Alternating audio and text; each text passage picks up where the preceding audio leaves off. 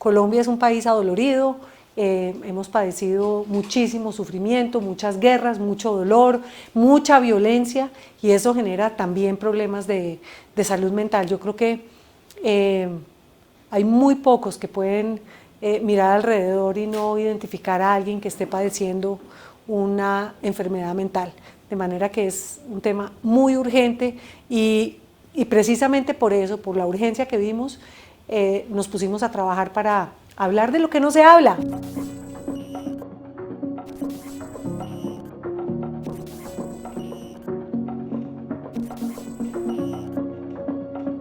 Lo primero es aproximarnos con la empatía por delante y con el respeto.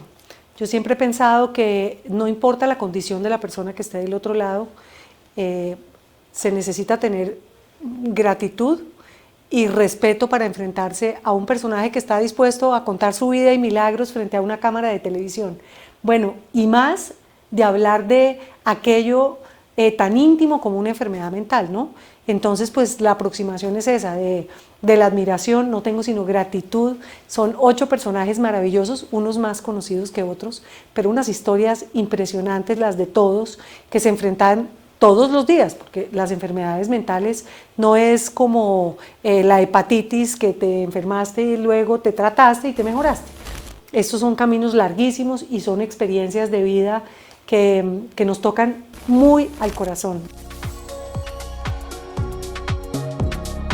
Pues llevamos meses trabajando durísimo en este podcast que por fin salió a la luz, ya lo pueden escuchar, los 8 capítulos sobre ese tema que a tantos nos duele sobre salud mental y son enfermedades de las que realmente no se habla. Es una propuesta de empezar a hablar sin tabús, sin juzgar, sin escandalizarnos, tener información también, porque a veces puede ser por ignorancia, y hablar de estos temas con nombre y apellido.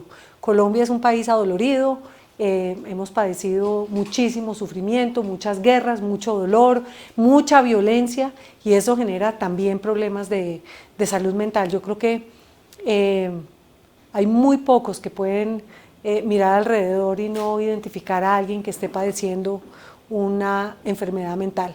De manera que es un tema muy urgente y precisamente por eso, por la urgencia que vimos, nos pusimos a trabajar para hablar de lo que no se habla.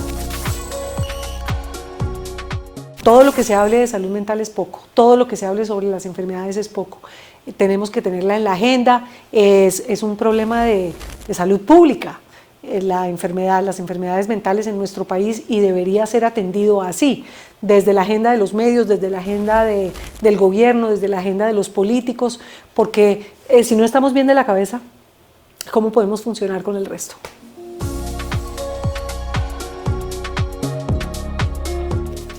Sí, cerca sí, es muy doloroso porque además son esas enfermedades de la salud mental que no son individuales, son muy solitarias, afectan también a la familia, ¿no? A todo el entorno y es difícil, son difíciles de entender, son difíciles de diagnosticar, son difíciles de tratar, pero son el pan de cada día y por eso tenemos que desestigmatizarlas y hablar de la salud mental.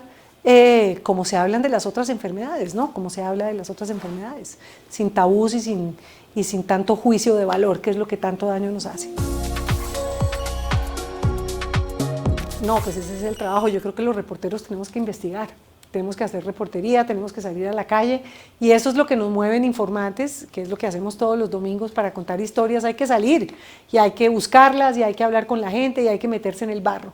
Y lo mismo para un podcast y para cualquier trabajo de investigación. Hay que leer, hay que investigar y siempre me ha gustado desde la universidad leer mucho, investigar, conocer gente, aprender de cosas que de otra manera no, pues que la gente no tiene acceso, conocer lugares a donde llegamos porque somos unos privilegiados los periodistas también. Eso es como cuando me ponen a decir que a cuál de mis hijas quiero más. Hay un chiste interno en los Informantes. Bueno, vamos este domingo, ¿qué tal está su historia? Le pregunto yo a cualquiera de los reporteros, me dicen, ¿esta del domingo? No sabes, es la mejor de las historias que he hecho. Y yo creo que esa es la magia que hay en Informantes, que está igual aquí en el podcast de Qué Locura. Grabábamos un personaje, la entrevista con Suso, por ejemplo, y salimos todos de ahí tocados, diciendo, wow, esta es la mejor de todas. Y luego conocimos a Samuel y esta es la mejor de todas. Y luego pasó Julia, y luego Germán, y luego estuvo Carlos, y luego Gonzalo, y de verdad que los 8 son... Entonces ponerme a escoger una, pues es difícil, lo mismo pasa en Los Informantes.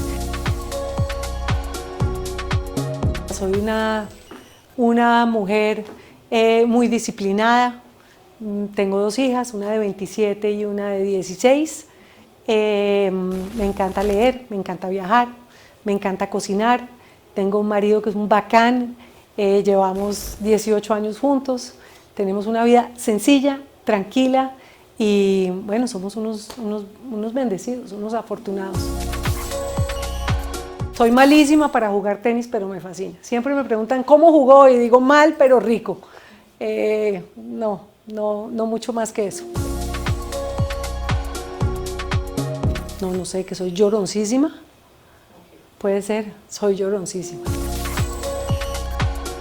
No solamente porque somos periodistas, yo creo que todos deberíamos ponernos en los zapatos de los demás en general, ¿no? Es muy fácil juzgar, es muy fácil señalar, es muy fácil opinar, es muy fácil criticar y sí que es difícil uno imaginarse allá el otro por lo que está pasando, así que creo que ese ejercicio, sobre todo con el podcast o con las historias a veces de los informantes, de conocer esas otras realidades e intentar ponerse uno de repente del otro lado, me parece que es muy valioso para el oficio y para todos, ¿no? Seríamos una sociedad más amable si juzgáramos menos, seríamos una sociedad más equitativa en todos los sentidos de la palabra si nos pusiéramos a pensar solo por un momento en qué está pasando el otro, con qué está sufriendo, qué es lo que le está pasando. Y no solamente con el otro desconocido, es que mire su vecino, mire su compañero, mire su esposo, su hija, su primo, su tío.